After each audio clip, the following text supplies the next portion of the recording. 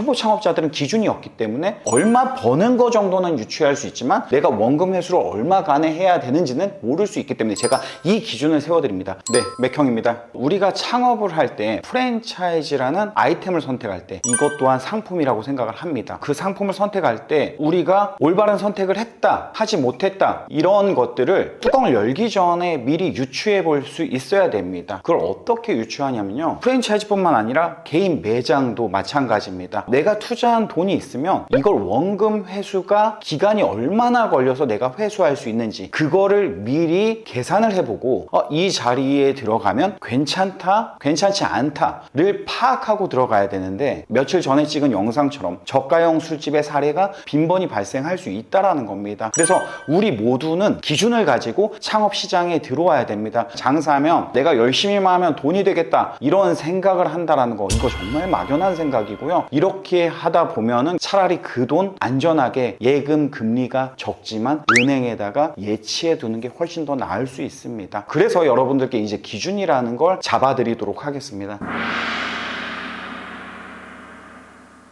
그냥 일반적인 서울에서 창업을 한다고 했을 때 들어갈 수 있는 비용 정도를 제가 한번 적어봤는데요. 25평 기준으로 보증금 5천, 권리 7천, 그리고 시설비 8천 정도에서 창업비가 한 2억 정도 든다고 가정을 해봤습니다. 이게 뭐 개인 매장일 수도 있고 프랜차이즈일 수도 있습니다. 프랜차이즈의 경우는 여러분들 이렇게 하셔야 됩니다. 정보 공개서를 통해서 평균 매장 매출을 계산해 보셔야 됩니다. 여기서 주의사항, 내가 대구에서 하는데 서울에 전국의 평균을 계산하면 안 됩니다. 대구 지역의 평균을 계산하셔야 됩니다. 서울 지역 다르고 경기도 다르고 지방 다를 수 있습니다. 브랜드의 힘이라는 건요. 그렇기 때문에 그 지역에 맞는 평균 매장의 매출을 계산해 보셔야 됩니다. 계산하지 않고 본사에다가 평균 매출을 어느 정도 팔아요? 이렇게 또 막연한 질문 던지면 막연한 대답이 나옵니다. 그게 사실적 대답이라고 믿고서는 희망회로 돌리는 분들 계시는데, 앞으로 창업시장 변해야 됩니다. 여러분의 생각이 변해야 프랜차이즈 본사의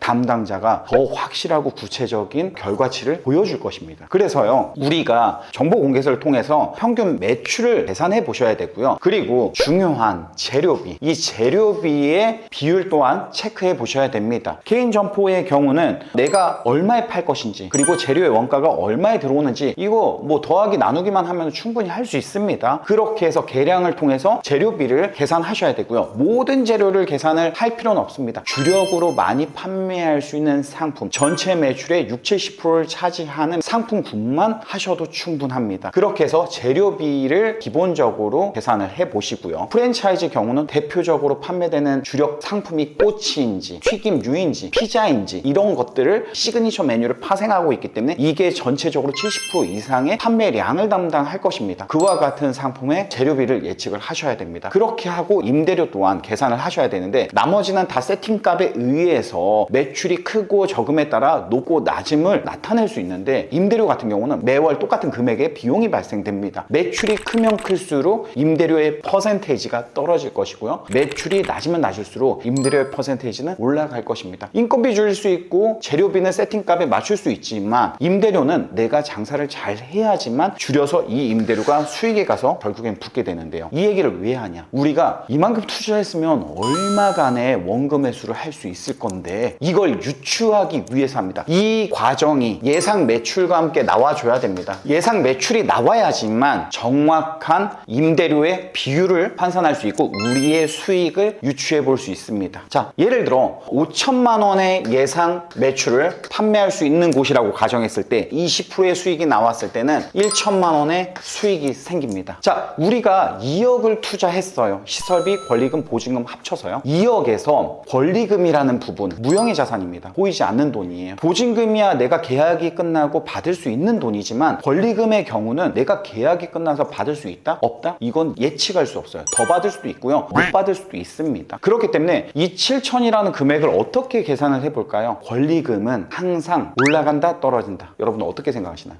권리금은 무조건 떨어진다라고 생각하셔야 됩니다. 권리금이 마치 예금의 금리처럼 계속 불어서 올라가지 않습니다. 권리금이 어느 정도 떨어진다? 대략 기본계약 기간 2년 안에 30% 정도를 떨어진다라고 보수적으로 보셔야 됩니다. 그러면은 나머지 30%가 아닌 70%는 내가 그래도 기본적으로 바닥 권리, 시설 권리, 그리고 영업을 통한 권리를 통해서 주장할 수 있어. 난 최소한 7천 주고 들어갔는데 내가 4,200만 원 정도는 최소한 받고 나올 수 있어. 2년 뒤에. 이렇게 생각하시면 됩니다. 7천을 투자했는데 난 무조건 1억 원 받을 거야. 못 나갈 수도 있어요. 분명히 여러분들은 장사가 안 될 때 가게를 내놓게 되거든요. 장사가 잘 될 때 가게를 내놓는 사람들은 드뭅니다. 그렇게 하는 사람들이야 더 받을 수 있지만 그것 또한 거래자가 있었을 때 가능한 일이고, 이거는 가능성이 아주 작기 때문에 우린 보수적으로 판단해 보도록 하겠습니다.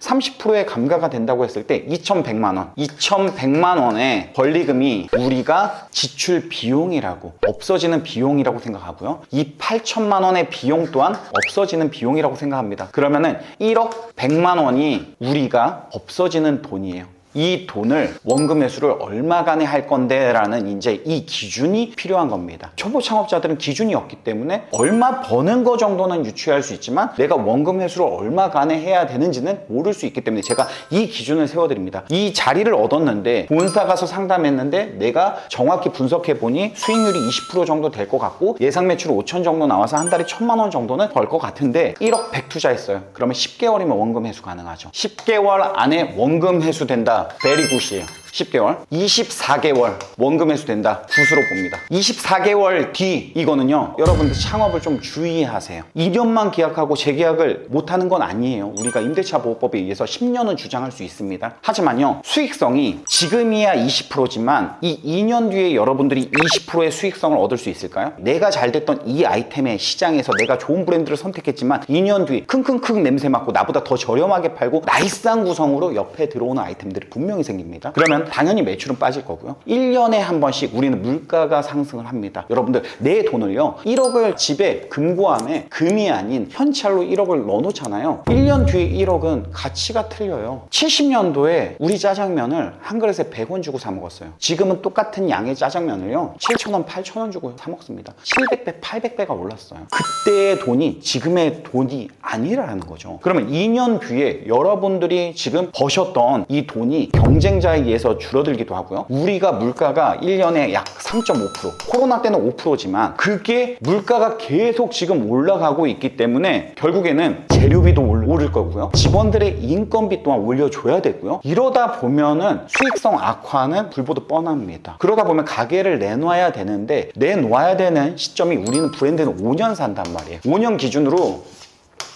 이렇게 떨어져요. 그러면 1, 2년 제대로 원금 회수까지 완벽하게 해놓고 3년 차에 상황을 보고선 가게를 양도양수를 할지 아니면은 내가 더 유지를 할지를 유추해 보셔야 돼요. 원금 회수가 빠르게 일어나면은 더 여유 있게 장사할 수 있어요. 하지만 원금 회수가 너무 더디잖아요. 그러면은 경쟁도 치열해져, 직원들 급여는 올려줘야 돼, 재료비는 계속 인상돼서 들어와. 그러면 내가 9,000원 받던 김치찌개를 10,000원 주고 팔아야 되는데 실질적으로 10,000원 주고 팔면 소비자 이탈이 일어난다니까요. 그래서 이 1,000원 올리는 게 힘들어요. 특히 어디서? 김밥집, 분식집. 예를 들어 적은 가격으로 파는 4,000원짜리 김밥 파는데 500원만 올려도 소비 저항이 일어나요. 근데 안에 있는 속재료가 들어가는 게 7가지, 8가지. 시금치부터 오이부터 이런 자잘한 재료들이 더 많이 오른다니까요. 이런 신선 재료들이. 이런 것들, 아이템들을 여러분들이 미연에 보고서는 창업시장에 들어와야 돼요. 우리는 항상 고정된 금액으로 장사하지 않아요. 늘 변동하는 비용으로 장사를 하기 때문에. 그래서 사실 24개월도 좀 굿이라고 표현하기엔 그렇지만 20개월 이렇게 해야 돼요. 그렇게 원금 회수를 해놓고 그 다음에 조건이 안 좋아져도 내가 어느 정도 수익을 벌어간다면 은행에 예치하는 것보다 훨씬 더 나은 결과값을 장사하면서 얻을 수 있다는 거죠. 아시겠죠? 내가 얻은 임대료, 내가 관심 있는 자리에서 이 임대료면 내가 판매하는 상품들이 이렇게 팔았을 때 재료비가 얼만큼 나오고 이 평수에 몇 명이 들어가니까 인건비는 한 달에 어느 정도 나오고 그러면 수익이 나는 한 20% 정도 되겠다. 이렇게 유추를 해서 이쪽에 들어가면 최소한 10개월 안에, 최소한 20개월 안에 원금 회수가 가능하다. 굿! 하지만 20개월 해도 원금 회수가 안 될 것 같아. 매출이 좀 빠지면 더 리스크가 있어. 그 자리는 보면 안 돼요. 그런 또 창업 상품을 선택하면 안 돼요. 아시겠죠? 가야죠. 이런 기준을 가지고 여러분들이 창업을 시작했으면 좋겠습니다. 그냥 잘 된다고 우후죽순 막 우르르 몰려다니면서 선택해서 장사해보니까 뚜껑 여니까 2달 잘 되고 많은 이런 아이템들 선택하면 안 되고요. 이런 시장에 들어가서도 안 돼요. 우리는 QSC 열심히 관리하고 닦고 조이고 기름치면서 장사를 롱텀으로 끌고 가야지만 돈을 버는 구조에 여러분들이 맛을 볼 거예요. 하지만 이게 아니라 진짜 불안불안하게 장사해서 한두 달 잘 되고 두세 달 잘 되는 거 이런 아이템으로 하면 고객 관리라는 걸 여러분들이 배우지 못하고 이걸 폐업하고 다른 걸 선택해도 똑같은 마음으로 장사하다 보면 이 창업은 늘 여러분들한테 어려운 과제가 될 수 있어요. 자, 오늘 영상은 여기서 끝.